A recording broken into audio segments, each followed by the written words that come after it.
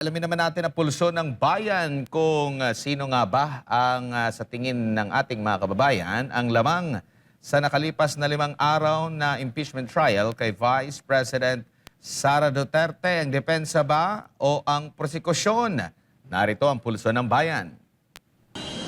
Actually, sa opinion ko, mas lamang ang defense dahil nakita nila yung loophole about dun sa witness mismo. Yung tungkol sa training niya, tungkol sa investigation niya, lahat. Hindi masyadong credible kasi yung statement niya eh. Saka marami kasing butas yung naging statement niya. Lalo na yung yung pagsagot niya ng mga tawag doon. Yung hindi niya alam, wala siyang idea. So, sino po yung lamang para sa inyo, sir? Yung defense mo ba o prosecution?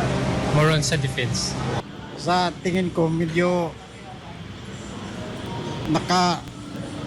lamang ang prosecution kaysa sa depensa.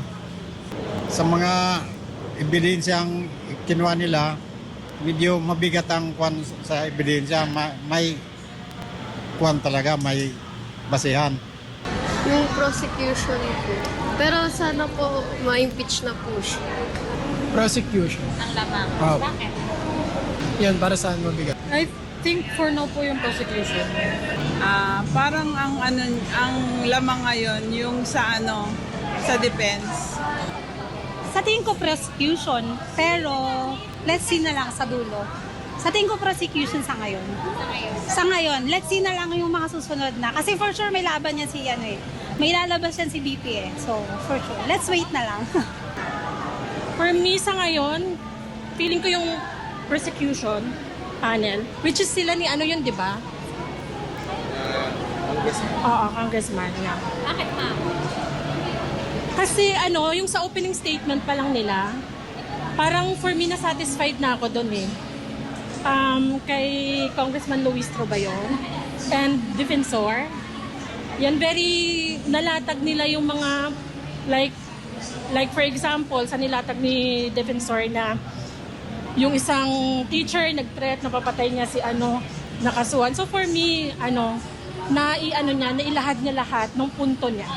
So plus point siya doon. Yung prosecution panel. Bakit, sir? Yun lang din yung napanood ko kasi. So, doon lang din ako nag-base. Parang yung prosecution, yun po. Yung defense talaga. Makikita nyo naman, ma'am, di ba? Siyempre, lamang yung nakaupo ngayon kasi siya yung nasa pwesto di ba? Yung defense team. Lamang sila. Prosecution. Para sa akin yung defense. Kasi sila talaga yung totoo para sa akin. Yung defense. Kasi doon pa lang sa first day pa lang, di ba? So parang nilamon na siya ng buhay ng, di ba? Sa day 1 pa lang. Kumbaga sa defense team talaga. Defense po. Magaling po talaga ang defense compared doon sa prosecution. Kasi ang prosecution, gawa-gawa lang po talaga nila. Ang lamang sa Sara.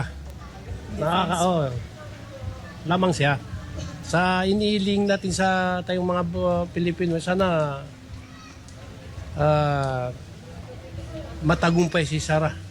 Kami, hindi naman sa mga ibang opinion ng mga ibang mga kababayan natin kung anong gusto nila. Pero sa amin, sa mga mostly sa mga kamag-anak ko rin, yun ang karamihan.